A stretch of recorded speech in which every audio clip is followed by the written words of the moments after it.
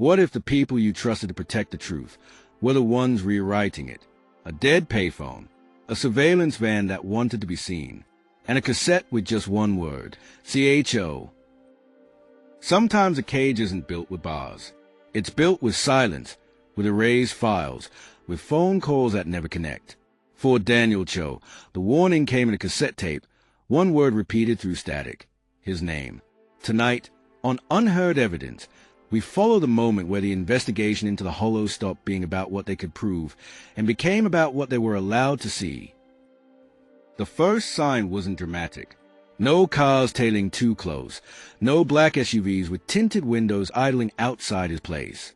It was smaller, quieter, the way the payphone near Ash Street corner suddenly stopped working the morning after his meeting with the federal task force.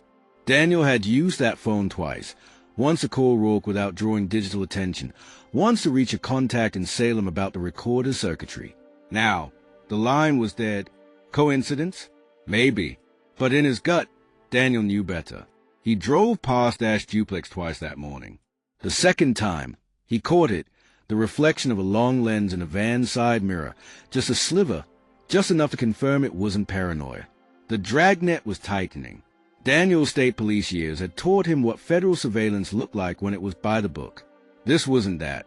Normally, the playbook was careful, rotations every few hours, unmarked sedans that blended. This was louder, sloppier, almost deliberate. The van stayed in place too long. The same jogger circled the block 3 times. A power company truck idled without a crew working the lines. They wanted him to see it. He sat in his car across from Ash, hands loose on the wheel, eyes sweeping the block. Every detail screamed the same thing. You're inside the circle now. Inside Ash Kitchen. He kept his voice low even though he knew it didn't matter anymore. They're running surveillance, he said, sliding a folded scrap of paper across the table. Ash didn't touch it, just glanced. Numbers, times, license plates. Daniel had logged them on the way in. She leaned back, arms crossed, the tension under her skin making her jawline sharp. What do they think we're going to do? Build a transmitter in the backyard?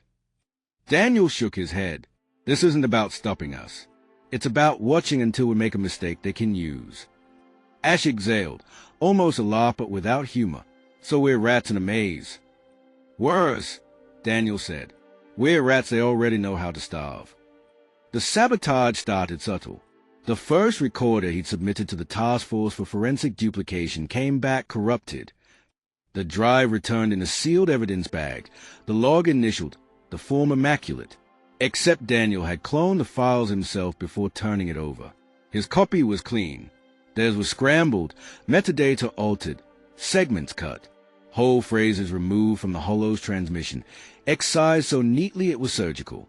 Daniel sat in the dark of his motel room, both files open side by side. On one, the Hollow's voice intoned its jagged sequence. On the federal copy, that same sequence cut off after 13 seconds. Silence filled the waveform where language used to be. A missing chunk of transmission. Exactly the kind of thing that had buried Willow Creek. By the third day, Daniel didn't bother keeping his phone turned on.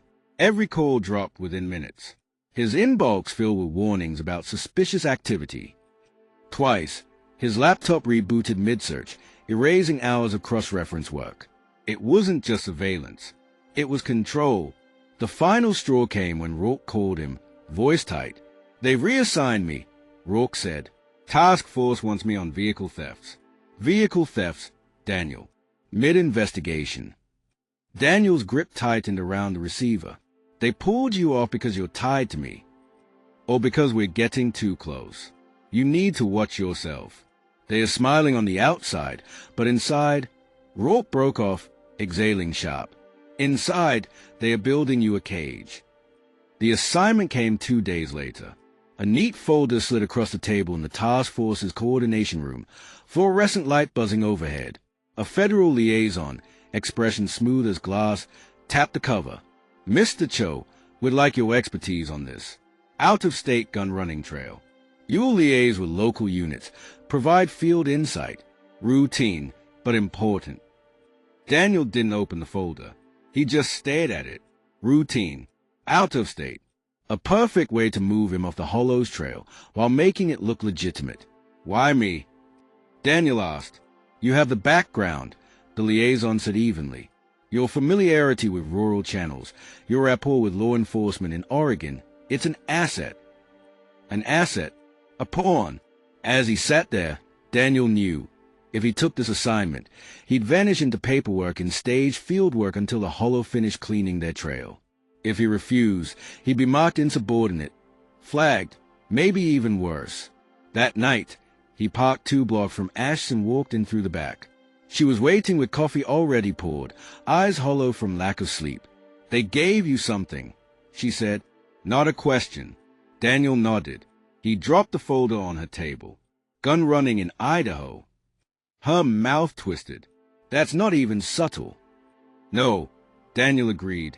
"It's bait. If I leave this trail, the Hollow wins. If I stay, the task force turns the screws tighter until we can't move." Silence hung between them. Outside, a car rolled past slow, tires whispering against wet pavement. Daniel looked at her, then at the folder. The choice loomed. Inside, he could fight, bleed information carefully, try to outmaneuver machine already compromised. Outside, he could burn it all, bridges, protection, legitimacy, and run dark with Ash. Neither path survived long, but one might uncover the truth before the Hollow buried it for good. Daniel leaned back, hand on the folder. His reflection stared back at him in the kitchen's black window, faint, blurred by rain. He had one night to decide, and he knew, whichever way he moved, the Hollow would be waiting. Daniel hadn't slept, not in the motel sagging bed, not in his car outside Ash, not even in the shallow hours before dawn when exhaustion usually forced him under. Every time he closed his eyes, the choice surfaced again: burn or bury, stay inside the task force, swallow the bait, pretend he didn't see the sabotage, or cut out, go dark, and start burning every bridge he had left. Either way, the Hollow was already watching. At 7 a.m., his motel phone rang. A courtesy call from the front desk. A package had arrived, hand-delivered. Daniel's stomach sank. He hadn't ordered anything. The box was plain brown, no return address, weightless as he carried it upstairs. He hesitated before opening, half expecting it to be rigged. But inside was only a single cassette tape. No label, no explanation. He stared at it in his hands, cold recognition hitting him. Nobody used cassettes anymore. Nobody, except the Hollow. The tape player came from a pawn shop 2 blocks down. Cash only. Daniel fed the cassette into the slot, pressed play. The hiss of static filled the motel room, jagged and broken, like listening through a torn speaker. Then, Cho. His name, spoken flat, mechanical, carved into the hiss. Daniel froze, pulse spiking. The voice carried no accent, no human inflection, just his name repeated twice more. Cho, Cho. Then silence. He hit rewind, play again. The same, always the same. The Hollow wasn't just inside the system now. They were inside him. They knew exactly where he was, what name he carried, and what choices lay in front of him. By noon, he was back in the task force building. Fluorescent lights. The same 2 clean air. Federal faces watching him without blinking. He carried the folder under his arm, heavy as a weapon. The liaison was waiting, smooth as before. "Mr. Cho, have you decided?" Daniel slid the folder onto the table but didn't open it. His mouth was dry, but his voice held. "I'll take the assignment," he said.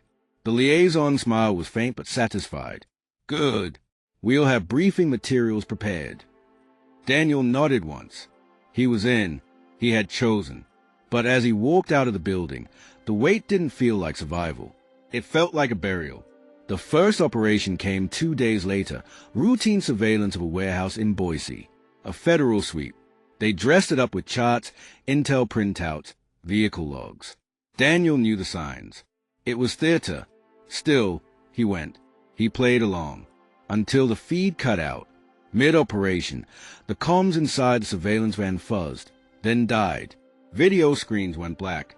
The task force scrambled, shouting orders, banging hardware. Daniel leaned forward, ice crawling up his spine, because underneath the static, A voice hummed through the comms. Cho. The same hiss. The same voice. But this time, stretched. Cho. You stayed. Now watch. The warehouse lights flickered, then died. Darkness swallowed the feed. Gunfire erupted inside. Screams cut through the radio static. Chaos bled into the night. Daniel sat frozen in the van, headset pressed tight to his ears, while the task force spun into blind panic. And all he could think was, the Holo had been waiting for his choice. And now they were showing him what it cost. The Boise sweep was a massacre. Not by bullets, by narrative. By dawn, federal press releases were already drafted. Botched raid, no suspects, no evidence recovered. Loss chalked up to technical malfunctions. The bodies inside the warehouse? For undocumented labors, unarmed. Wrong place, wrong time.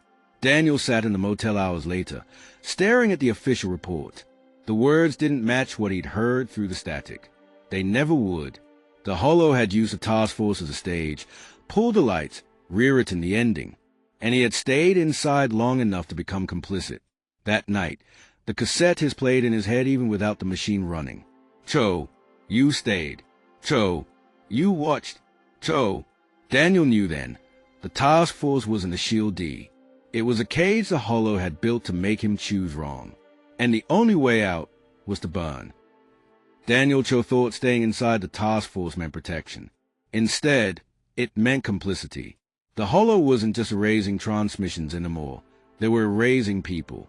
And if the only way out is to burn everything down, what happens to those caught in the fire? This is unheard evidence. Stay with us. The next piece of the Holo is darker than anything we've seen so far.